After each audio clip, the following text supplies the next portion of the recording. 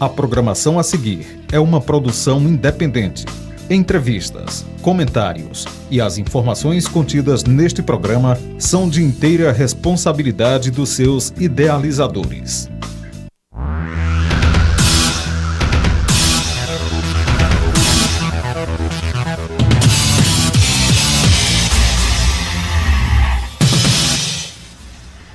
Boa noite, amigos. O Tribuna Livre, no afã de sempre informar melhor e contribuir para o desenvolvimento regional, está sempre trazendo informações importantes, esclarecimentos de fatos que marcam a nossa vida sociopolítica e econômica. Hoje, nós vamos falar de maçonaria. Prometemos há alguns dias atrás, já fizemos inclusive um programa sobre o Rotary e hoje nós vamos falar um pouco para os nossos telespectadores sobre essa instituição que tão bons trabalhos tem prestado à humanidade, e isso no mundo inteiro, mas que ainda vive no nosso meio como uma sociedade secreta que não divulga muito as suas ações. A propósito, se você for a um dicionário ou a uma enciclopédia, buscar naturalmente uma definição de maçonaria, você sempre vai encontrar duas palavras, sociedade e também a palavra secreta. Mas é muito mais do que isso. Vocês vão ver hoje com 4 cidadãos integrantes das lojas maçônicas de Juazeiro do Norte, o que é realmente a maçonaria, como se desenvolve a sua ação. Não é só o homem que participa, a mulher também é ativa dentro da maçonaria e muitas outras informações importantes para que você fique por dentro do que é realmente a maçonaria. Os nossos convidados são os senhores Vicente Pereira, que é da loja Evolução Nordestina número 86, o Eliseu Bispo Filho, da loja Cavalheiros Espartanos número 85, o Cícero Roberto Vitorino, também da Cavaleiros Espartanos, número 85, e o senhor Manuel Paulo de Santana, que é da loja Deus e Humanidade, número 14. Na segunda fase do programa, nós ainda teremos também a participação do senhor José Genildo Regis, que também é da Cavaleiros Espartanos, mas é de número 1131. E aqui, assistindo ao nosso lado, está também o senhor Elvésio Clemente Barbosa, que é venerável da loja maçônica de Juazeiro do Norte e que nos dá a honra de assistir ao programa aqui em nossos estúdios, ao lado de seus companheiros. Boa noite, Vasques. Boa noite, senhores telespectadores, Luiz Carlos, senhores convidados.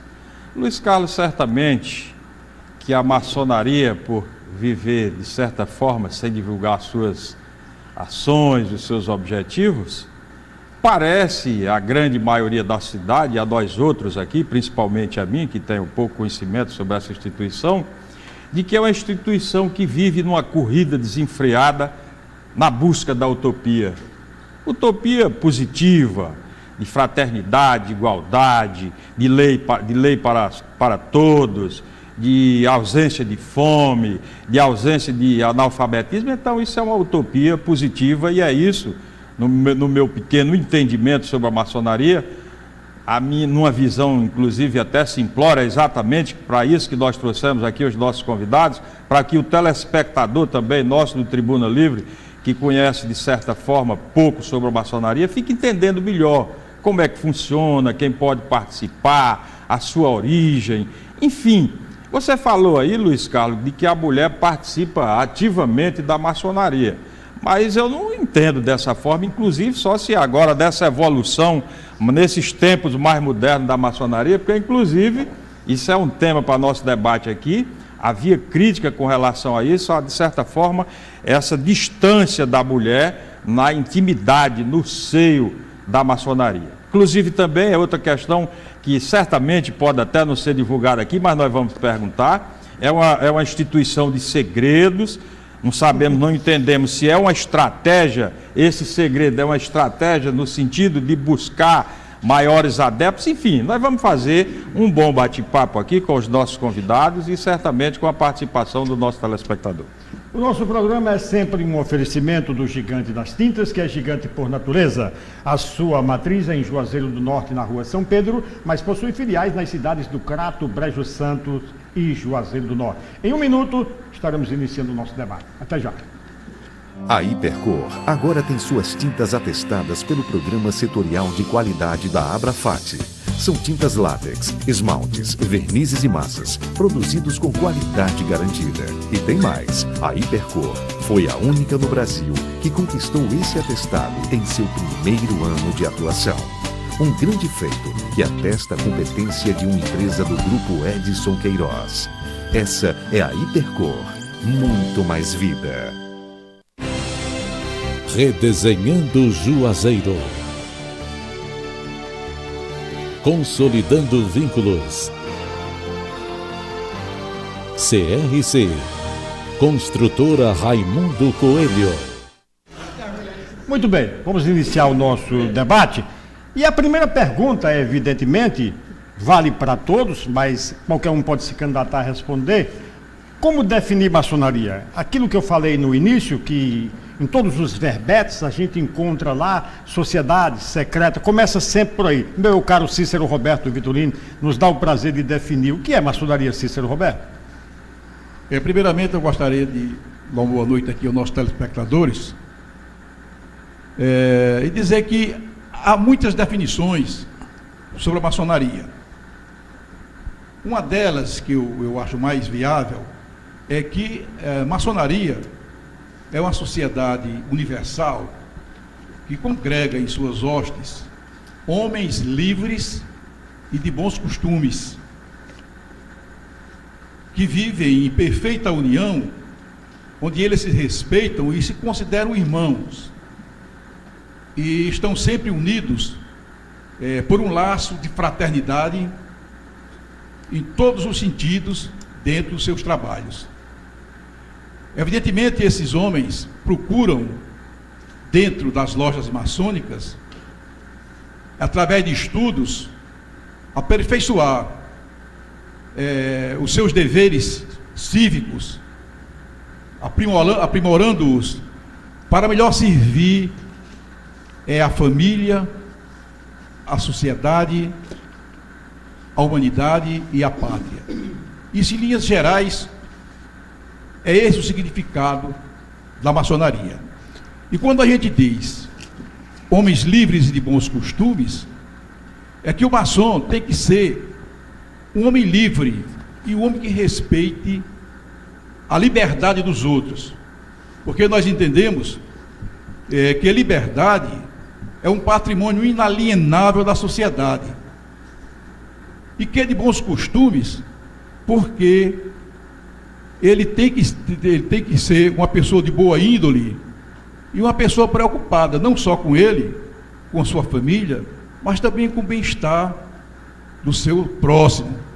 Sempre lembrando da máxima da religião católica, que diz: ama o teu próximo. Ok, muito obrigado. Agora, Vasques, você me permite uma segunda pergunta, porque eu gostaria que eles colocassem também a questão da iniciação. Como surgiu a maçonaria? A maçonaria passou por fases diferentes. Uma fase chamada operativa, naquela história do pedreiro, né?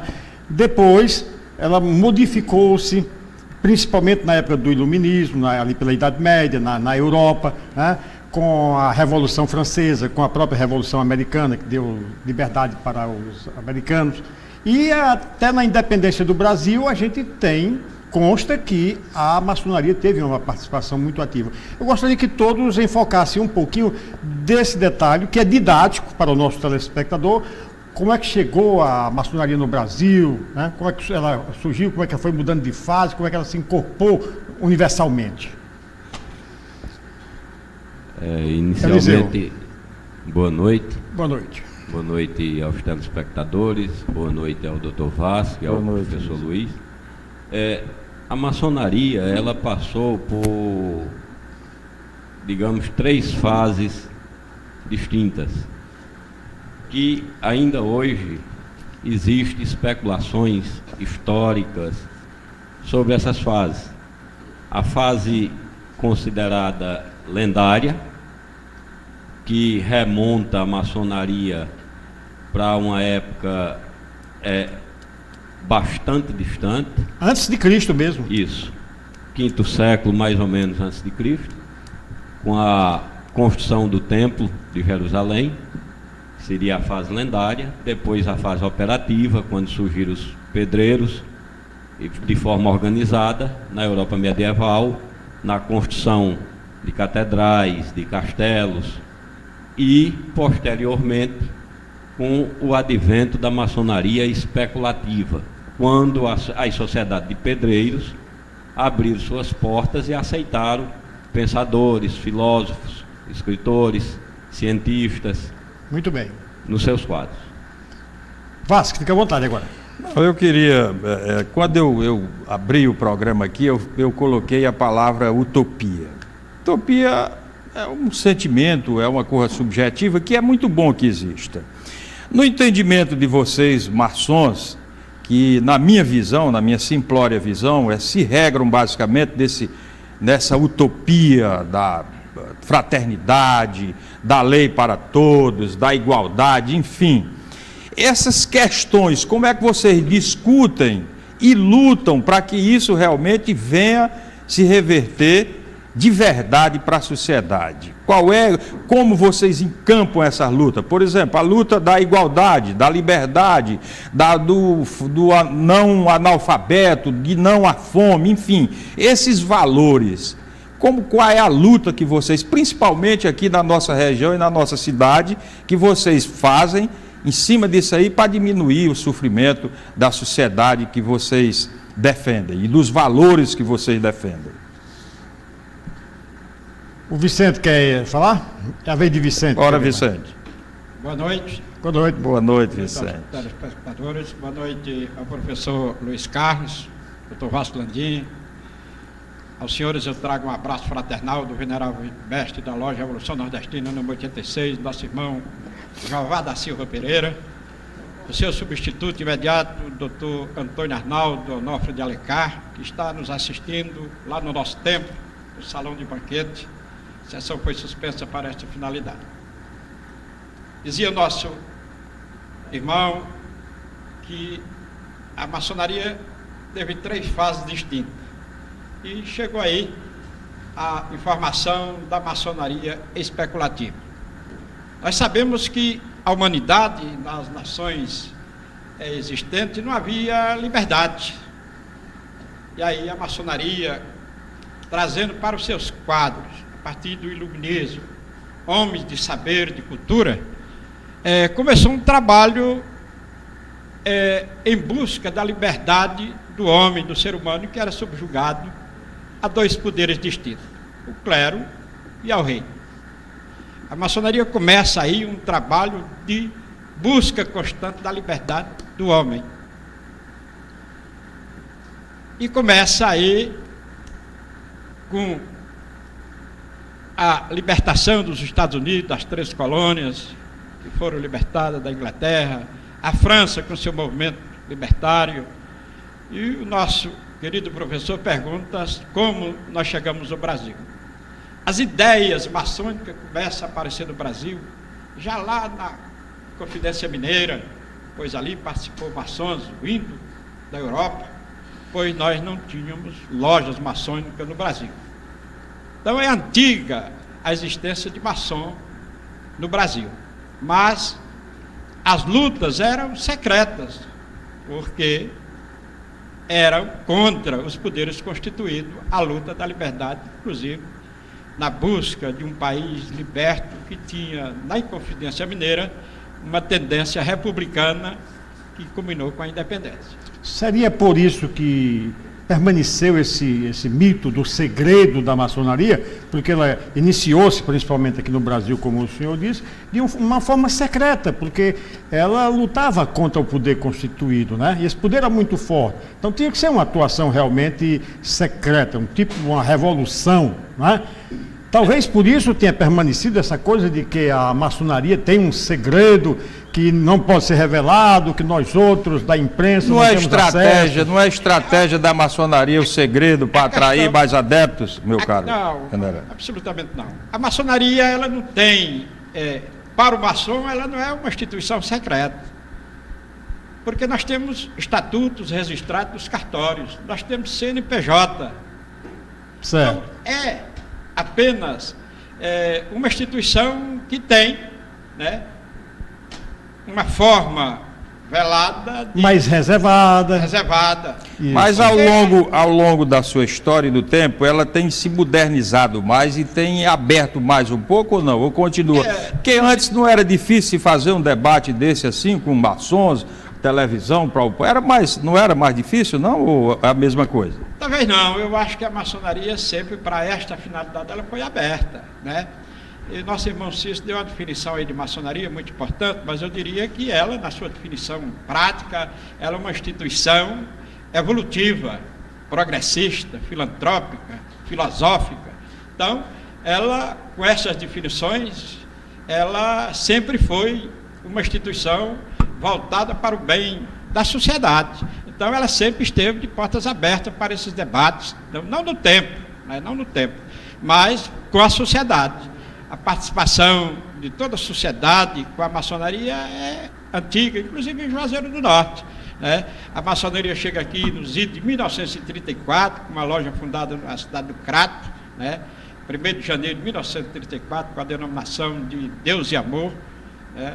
E em 1935 ocorre a criação de 2 lojas em Juazeiro pelo Grande Oriente do Brasil e uma também em 1935 pela Grande Loja Maçônica do Estado do Ceará. Portanto, nós temos 3 lojas aqui fundadas desde 1935 e que sempre esteve de portas abertas para a sociedade, com participação de ilustres cidadãos de Juazeiro na maçonaria.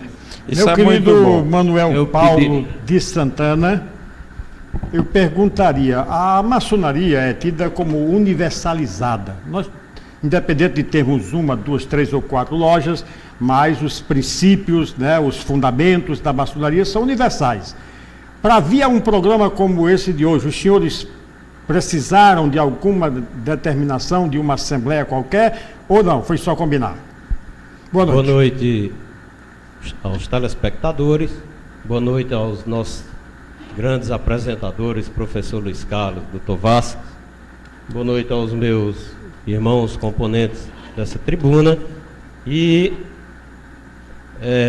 apenas me apresentando, como já foi dito o meu nome, mas falo em nome da loja Deus e Humanidade número 14, na qual tem o seu venerável mestre Jarismar Gomes da Silva, e eu no momento estou como venerável de honra, pois o meu mandato acabou há 1 ano e estou ali auxiliando ao nosso venerável. Trago também para todos um abraço fraterno do nosso grande irmão e grande delegado Francisco Chagas de Macedo.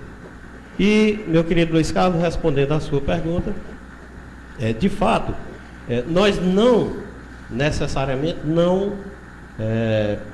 nos preparamos assim em termos de papéis ou de autorização que fosse de alguém, de algum irmão ou de um grupo, para aqui vir prestar alguns esclarecimentos. Não, de forma nenhuma. Nós viemos prestar esses esclarecimentos pelo fato de sermos maçons, conhecermos a maçonaria e querermos passar para a população, para o ouvinte, para o telespectador, tudo aquilo que faz parte da nossa essência, a essência espiritual, intelectual. Nós desejamos, sim, que toda a sociedade seja feliz, que tenha, ao lado de toda a sua família, crescimento moral, espiritual, e esse é o fundamental para toda a humanidade. Assim sendo, com certeza, jamais teríamos algum desavença, brigas, intrigas, guerras, e nós estamos exatamente combatendo esse tipo de coisa. Eu queria, antes da sua intervenção, fazer uma observação aqui para os senhores e para os nossos telespectadores, de que o objetivo da gente trazê-los aqui é exatamente para democratizar as informações e a população começar também a compreender o que é a instituição maçonaria. Por isso que a gente instiga para vocês falar sobre a questão da mulher, de como funciona, das reuniões, para que eles entendam qual é o papel dos senhores na sociedade. A gente fica colocando isso porque durante a história da maçonaria tem muitos mitos. Existem mitos de confusão de maçonaria com religião, quando na verdade não tem nada a ver. Quem é que pode participar da maçonaria? É interessante que vocês falassem. Essa é uma boa pergunta. Quais são que credenciais tem o indivíduo para participar da maçonaria, se tem alguma restrição religiosa, política, econômica, enfim. É interessante. O objetivo do Tribuna Livre é exatamente passar para a sociedade o grande papel, o relevante papel social que vocês falam, e também falar um pouco das ações que vocês praticam aqui, na busca dessa utopia da felicidade, da fraternidade, da igualdade. Enfim, é uma oportunidade que o Tribuna Livre quer dar ao nosso telespectador para poder compreender bem o que é a maçonaria. Bom, eu gostaria de retornar um pouco à pergunta anterior em relação a maçonaria ser uma sociedade secreta ou não ser uma sociedade secreta.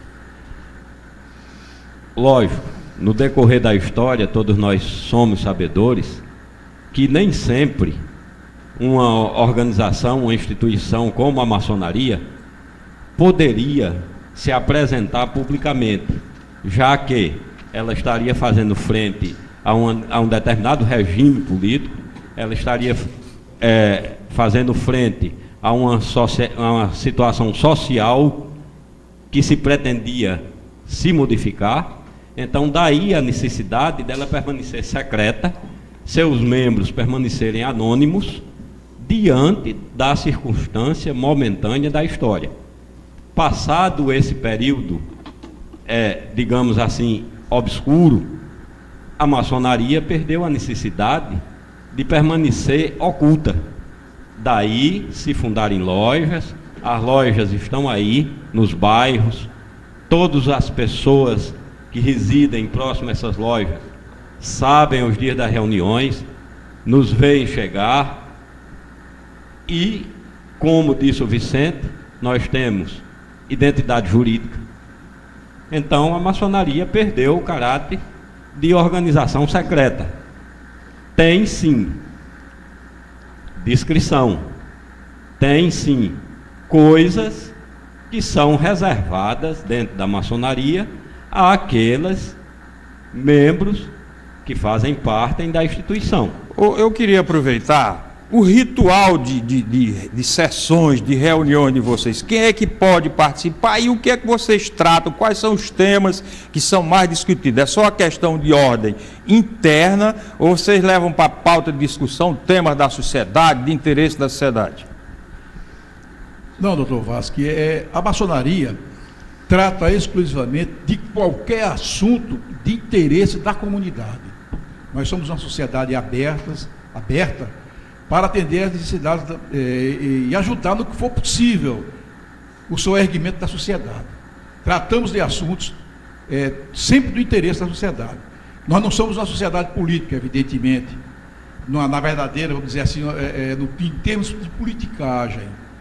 Mas nós somos uma sociedade que tratamos de política de alto nível, política que envolve os interesses da cidade.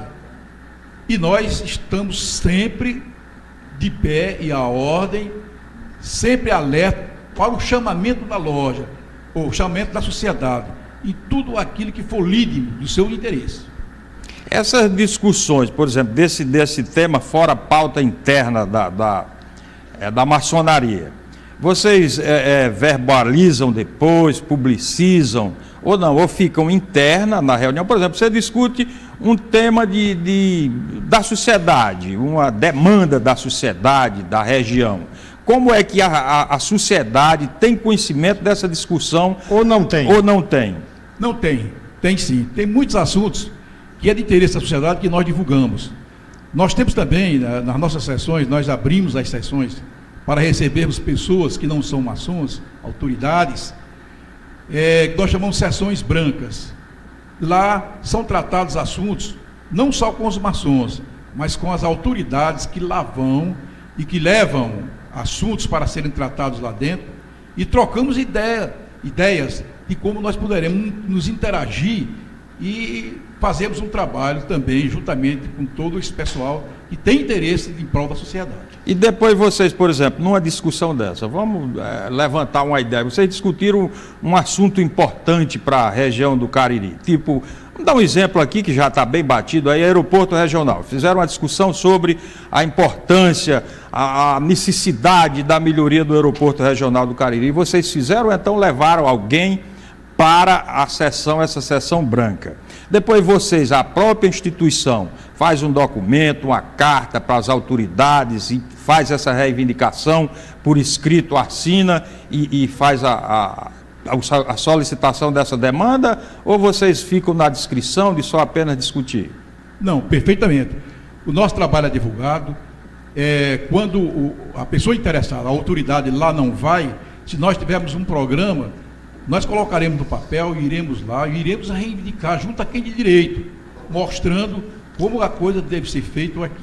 Nós temos um exemplo muito eloquente, foi a nossa participação decisiva quando da fundação da Faculdade de Medicina de Juazeiro do Norte. A loja Cavaleiro Espartano e as demais lojas se empenharam de corpo e alma nesse trabalho.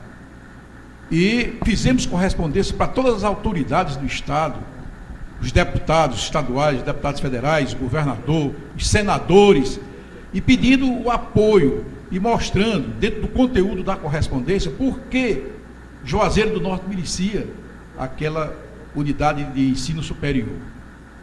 E labutamos assiduamente, diuturnamente, durante 4 anos, juntamente com todo aquele pessoal, o doutor Mauro Sampaio, o almirante Hernani Abuim da Silva, Vitorino da Silva, e as demais pessoas envolvidas naquele processo. Tivemos essa participação, como tivemos a participação em outros eventos aí. Eu ainda não fazia parte da maçonaria, mas sei que a maçonaria trabalhou muito em prol da instalação aqui em Juazeiro, do Banco do Brasil, da Caixa Econômica Federal, do Banco do Nordeste e de diversas outras instituições de interesse da coletividade, teve a participação ativa da maçonaria. E vocês, quando a gente instiga vocês a falar sobre isso, é exatamente para que o nosso telespectador e a sociedade compreenda e entenda que vocês têm um trabalho social, de reivindicações, de frente nas demandas da região, até porque, historicamente, a maçonaria, eu falei anteriormente, numa outra pergunta que eu fiz aqui, tem alguns mitos com relação à religião. Eu queria que vocês falassem um pouquinho também sobre isso. Quem é que pode, se o religioso pode lá, se pode ter um evangélico, maçom, um cristão, enfim, se tem alguma distinção também, porque existe ainda, infelizmente, na grande maioria dos segmentos da sociedade, alguns conceitos que não batem com a realidade sobre a maçonaria. Essa resposta, meu caro Eliseu, você vai dar depois do nosso primeiro intervalo. Portanto, dentro de 2 minutos estaremos de volta para continuar com o nosso debate sobre maçonaria. Até já.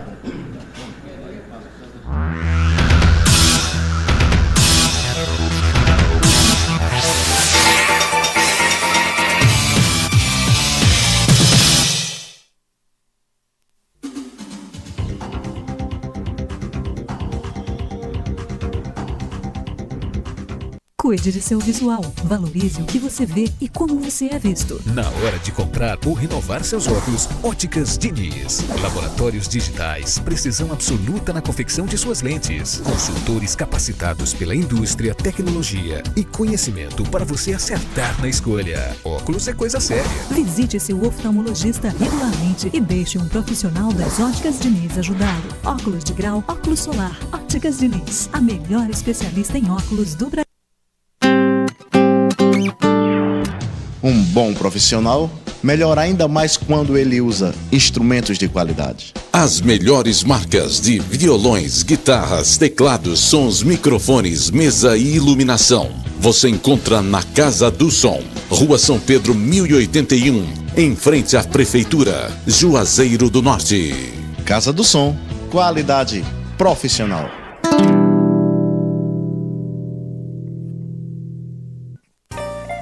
Tá precisando de bolsa? Mala, mochila? Venha para Nordestão Bolsas. Aqui você encontra ainda pastas a partir de R$ 39,99. Sacolas de viagens a partir de R$ 21,99. E as melhores opções em bolsas a partir de R$ 19,90. Acessórios em couros e muito mais. Venha conferir os melhores preços em produtos de qualidade. Nordestão Bolsas, a sua loja de bagagens. Rua São Paulo, 1111.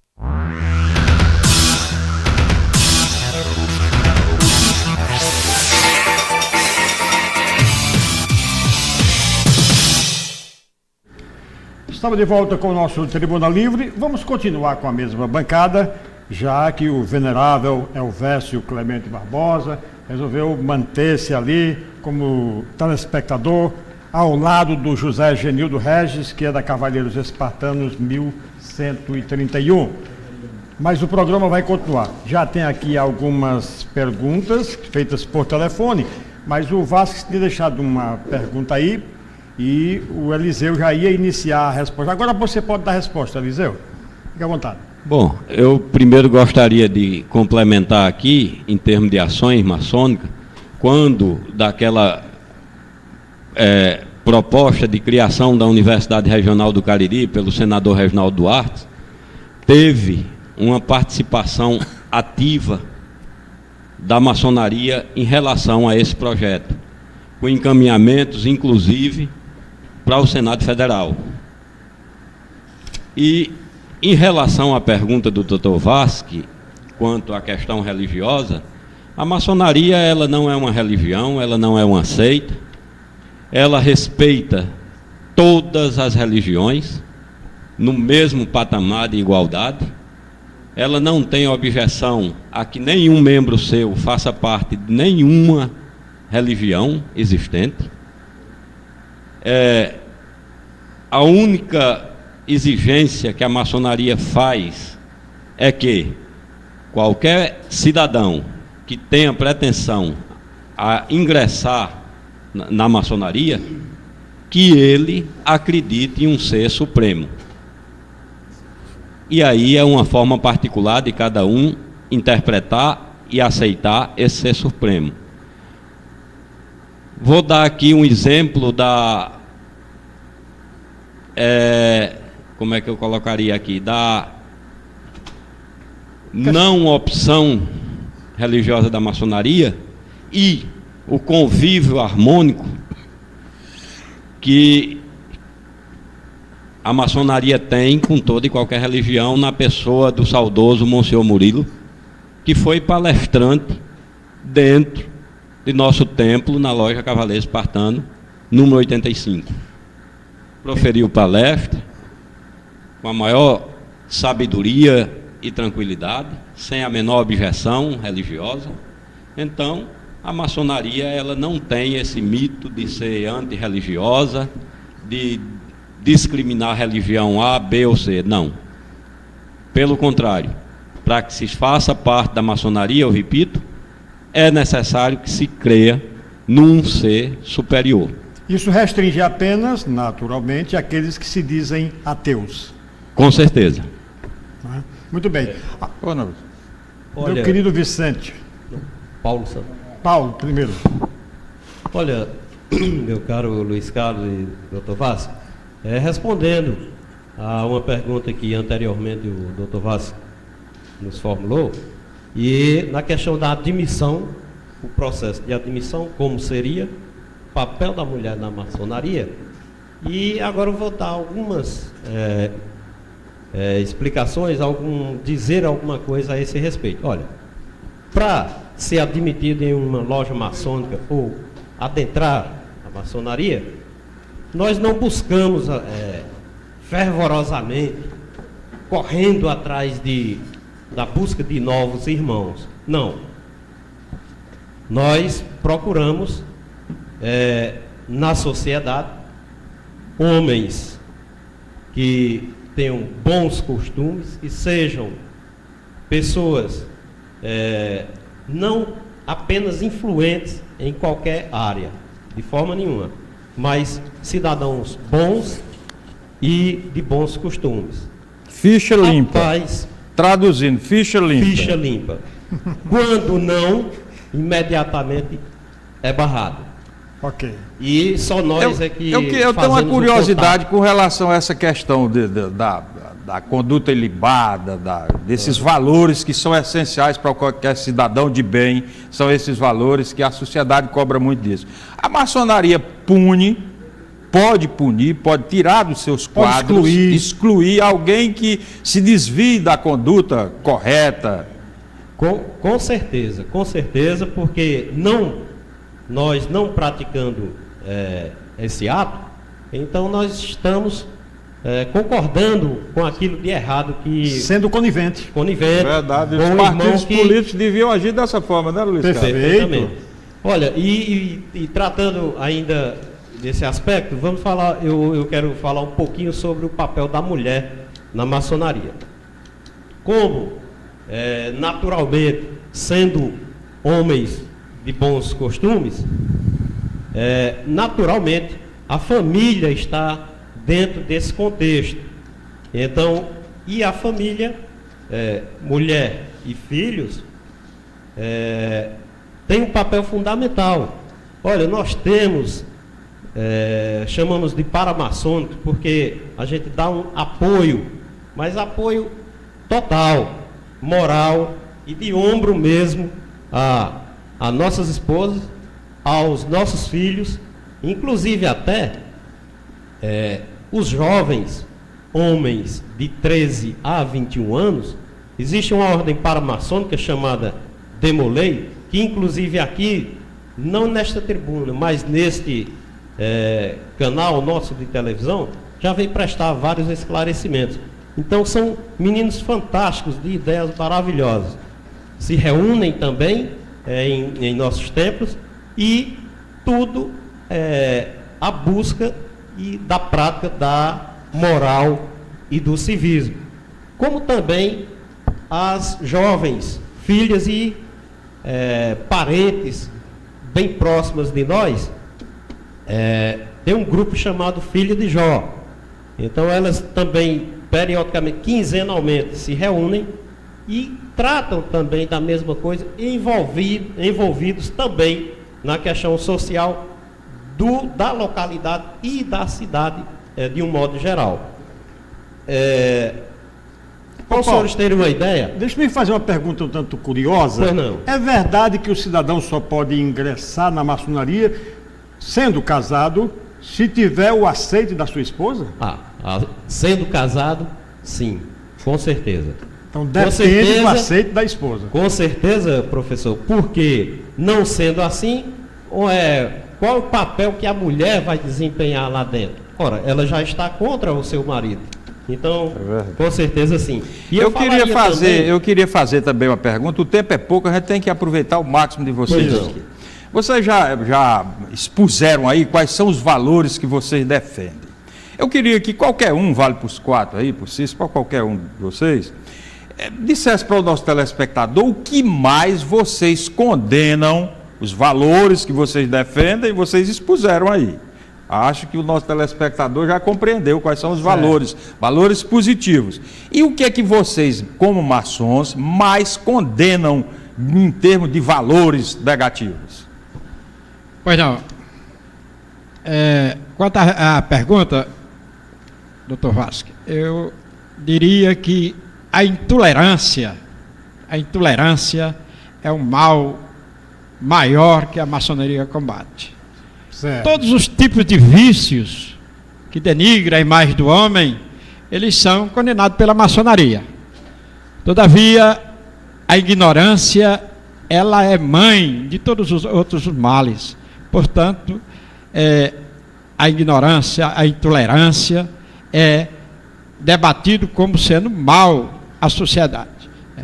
Mas eu, aproveitando que o meu irmão Paulo Santana frisou ali sobre a juventude, sobre o papel da maçonaria no apoio às sociedades paramaçônicas, eu vou trazer uma notícia que Juazeiro, dia 25, 26 e 27 do corrente, próximo final de semana, irá sediar um congresso com aproximadamente 400 jovens de diversas localidades do Nordeste brasileiro, reunidos com esse objetivo da formação do homem, da preparação do homem de amanhã, para representar a sociedade de uma forma mais justa, mais perfeita nas suas localidades, e, portanto, nós vamos ter essa participação maciça da maçonaria nesse apoio a esses jovens, e que estará abrindo este congresso sexta-feira às 18 horas no Memorial Padre Cícero, convidando assim toda a sociedade a participar numa demonstração do papel social da nossa instituição com relação à formação do indivíduo. Uma das grandes preocupações da maçonaria é o aperfeiçoamento do ser humano. Nós fomos, num passado histórico, políticos. A maçonaria era política, porque era uma necessidade social de se fazer política daquela época. A maçonaria hoje, ela, embora se considere uma instituição de política social, ela não é uma instituição que congregue política partidária no seu tempo, nem discute religião, porque agrega pessoas de todos os níveis, de todas as crenças no seu meio. Portanto, a maçonaria tem um papel fundamental na sociedade, buscando sempre levar o homem para uma situação de aperfeiçoamento, para que ele seja digno de fazer um papel distinto na maçonaria. Ô Vicente, eu quero explorar agora um fato histórico, já que você falou histórico. O Cícero Roberto Vitorino é daquele de Juazeiro do Norte, nós estamos no ano do centenário, a família dele foi uma família tradicional, na época da independência de Juazeiro. O Cícero Roberto, é sabido que o secretário do Padre Cícero era maçom, o Fausto Guimarães, né? Já participava de uma loja lá na cidade do Crato, não é isso? E tentou, inclusive, fundar a primeira loja aqui em Juazeiro do Norte. Dizem os historiadores que o Padre Cícero teria pedido a ele que aguarde mais um pouco, não é um momento, como quem diz, deixe eu me ir tranquilo e vocês podem fundar a maçonaria em Juazeiro do Norte. Você já leu algo a respeito disso? É um fato verídico, não? Perfeitamente, Luiz Carlos. O José Fausto Guimarães era um maçom iluminado, um rapaz capacitado, que foi trazido a Juazeiro pelo seu pai. E ele aqui, chegando em Juazeiro, ele já era maçom. Ele tinha sido maçom, iniciado na loja Dias Branca, salvo melhor juízo, no estado... Em João Pessoa, não? Em João Pessoa. João Pessoa. E aqui chegando, ele passou a ser secretário do Padre Cícero. Então ele confidenciou muitos assuntos com o Padre Cícero, ele era muito ligado ao Padre Cícero. E o Padre Cícero, sabendo que ele era maçom, e sabendo do seu interesse de fundar uma maçonaria aqui, o Padre Cícero, que era um homem iluminado, um homem que tinha uma visão mais aguçada do que aquele pessoal de antigamente aqui de Juazeiro, o Padre Cícero evidentemente sabia do valor da maçonaria, o valor universal, porque ele lia muito. Mas quando José Fausto Guimarães foi falar com o Padre Cícero, lhe dizendo o desejo de fundar uma loja maçônica aqui em Juazeiro do Norte, o Padre Cícero evidentemente estava naquela época com aqueles problemas todos com a religião católica. Então ele pediu ao José Fausto Guimarães, mostrou a José Fausto que respeitava a maçonaria, o trabalho da maçonaria, mas que naquele momento seria muito ruim para ele se instalar aqui em Juazeiro uma loja maçônica, em face das dificuldades que ele estava passando naquela oportunidade.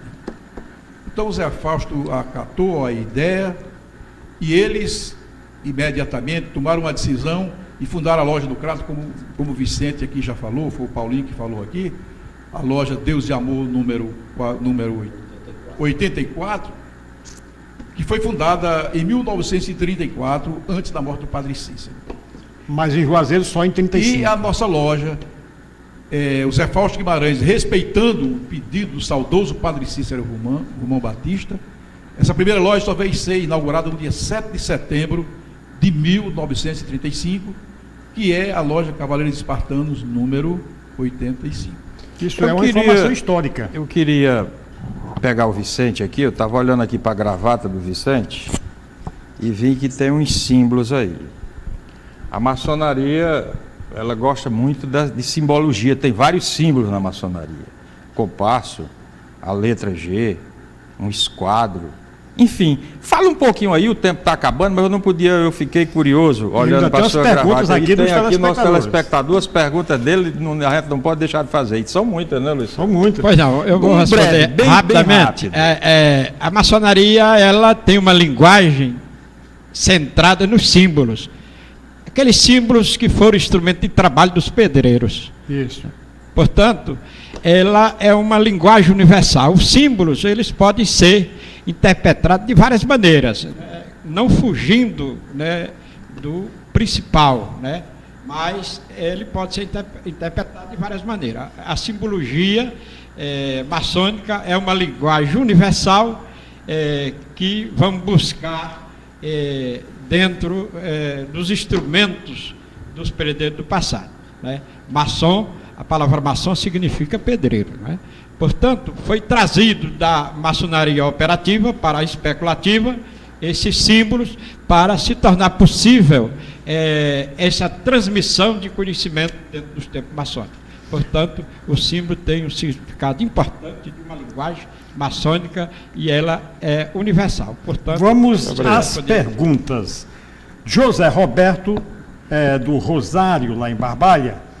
A maçonaria tem alguma ligação com o ocultismo? Qualquer um pode responder. Não. Secreto é uma coisa, ocultismo é outra totalmente diferente, né? A maçonaria ela não tem nenhum vínculo com nenhuma prática oculta ou mística. Certo. No sentido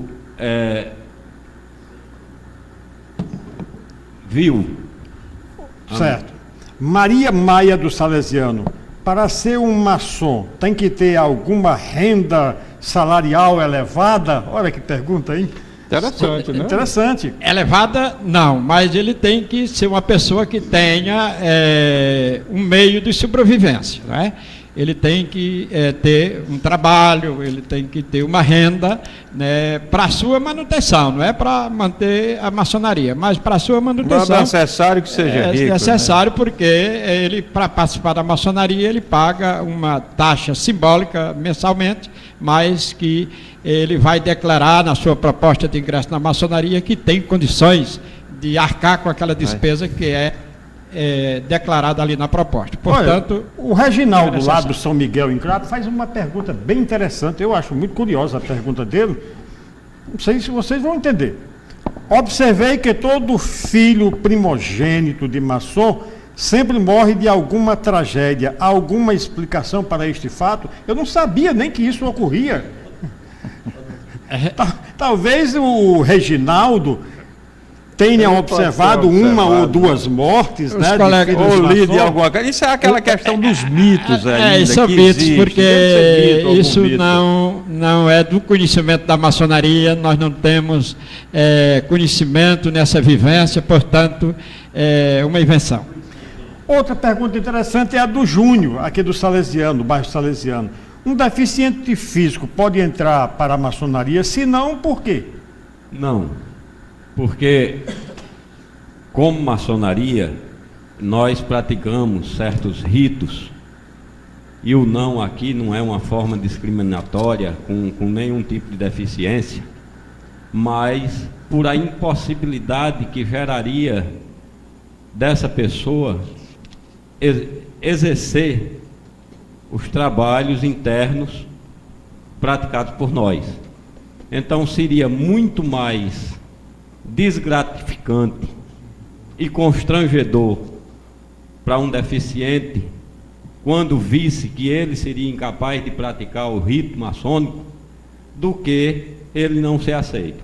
Então, para preservar até o cidadão, a maçonaria não aceita nos seus quadros, não por discriminação, mas exclusivamente por uma questão do cidadão deficiente não ter como praticar os nossos ritos. Ok. Carlos Ferreira, do bairro Socorro, Parabeniza o programa Tribuna Livre pelo ótimo tema de hoje.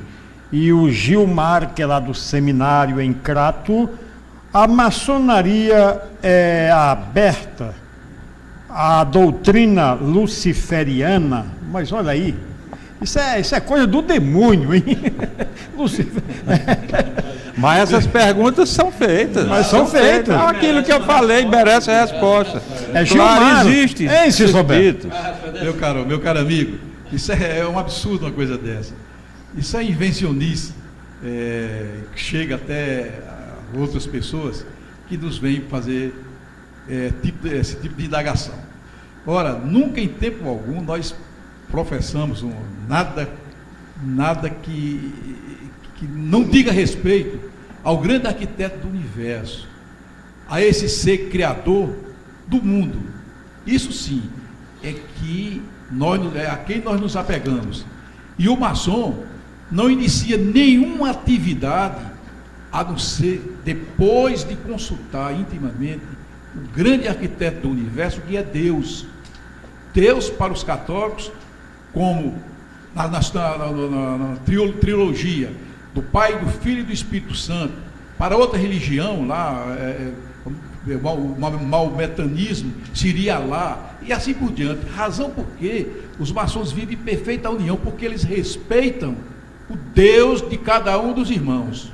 Certo, ok. José Ferreira, lá do Romeirão, parabeniza o programa Tribuna Livre e também aos irmãos maçons da bancada.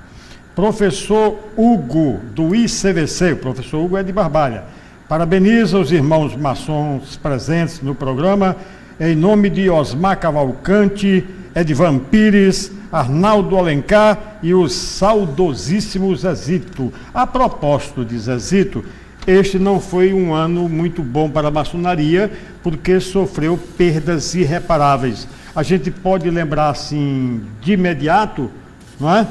Alguns maçons famosos que morreram em Juazeiro, além do José Gonçalves, né? O Zezito, nós tivemos o João Barbosa, que era venerável, né? Nós tivemos o pai de Daniel Walker, né? O senhor Brandão também, teve mais, né? Uns 5 também, né? Quer dizer, uns 5 ou 6 maçons muito conhecidos. Meceno Alves de Oliveira. O baiano do Frei Damião gostaria de saber o significado de maçonaria. Já foi, meu amigo, baiano, foi na abertura do programa. A definição foi feita pelo Cícero Roberto, viu? E o Cícero lá do aeroporto. Existe a fé em Deus neste grupo da maçonaria? Claro. É essencial. É o essencial, caro, né? Professor. Sim. Deixa-me ver aqui. Bezerra, que é maçom por sinal, lá do Salesiano. Cícero Roberto, gostaria que você explanasse sobre a participação da maçonaria na independência do Brasil, nos padres e bispos que foram maçons. Quer dizer, teve uma importância vital. O tempo é restrito, já estamos chegando ao final do programa. Mas inclusive foi abordado aí mas, por ele, mas é reconhecido que a maçonaria teve papel fundamental na independência dos Estados Unidos, na Revolução da França, na queda da Bastilha, na independência do Brasil, na independência do Brasil, que é o que ele está se referindo, né? E essa questão com a igreja, houve tempo em que, vamos citar logo claramente, o Papa Leão XIII, por exemplo, excomungava qualquer cristão que entrasse para a maçonaria. Era imediatamente excomungado. Depois a igreja repensou isso naturalmente era uma bula papal. Exatamente, aí por esses fundamentos históricos aí do passado, é que ainda existem alguns mitos com relação a isso, que eu acho que foi bastante esclarecido aqui. Mas o nosso programa, de forma didática, está chegando ao final. O Maurício manda um abraço para todos os maçons presentes no programa. Gostaria que eles comentassem a respeito da Ordem de Mulheres. Foi falado. Foi falado aqui também, muito bacana. Como uma pessoa pode vir a seguir a maçonaria? Já foi explicado como é que se ingressa na maçonaria. Quem pode, quem não pode. Muito obrigado pela participação. O Geraldo do sítio Carité o que vocês, maçons, estão achando da administração de Juazeiro do Norte? Não, eles não vieram aqui para comentar a administração. Inclusive, foi colocado também aqui que essas questões político-partidárias, vocês fazem reivindicações, é claro. Suprapartidária, né? Exatamente. Suprapartidária. Agora, política de alto nível, a maçonaria faz. Trabalhou pela independência do Brasil e continua trabalhando pelo cidadão. O bom cidadão. Pelo Juazeiro também, pugnando pelo bem, pela melhoria da cidade, da sociedade, né? Mas pode agradecer aí aos nossos amigos da vinda. A gente fica extremamente feliz em ter vocês aqui. Foi um programa instrutivo, didático. Vocês veem aí a participação do nosso telespectador. E certamente a maçonaria também capitalizou algum dividendo, porque mostrou para a sociedade o potencial de vocês, o bem que vocês fazem à sociedade e que lutam por o povo e pela sociedade para melhorar o dia. A gente agradece e o programa fica à inteira disposição. Pois é, e ao meu caro telespectador, mais uma vez, muito obrigado. Vocês nos toleraram por mais uma hora, mas na próxima sexta-feira estaremos de volta com mais um tema em debate. Um abraço a todos e até o próximo. Boa noite. Boa noite.